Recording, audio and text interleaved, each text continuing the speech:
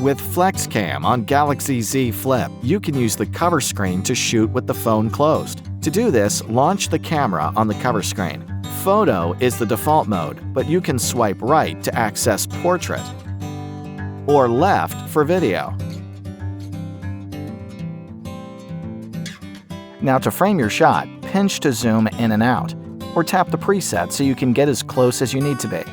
When you're ready to take the picture, tap the screen or volume key to snap a photo. Tap the thumbnail to view what you've captured.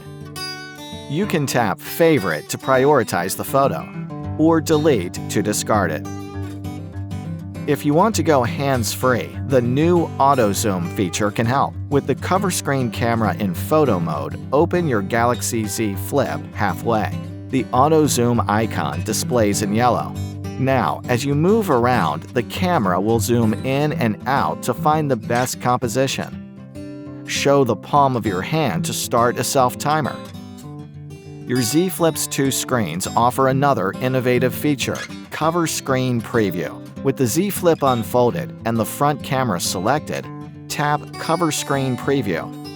The cover screen will reflect the frame shot, so the subject can give feedback before you take the photo.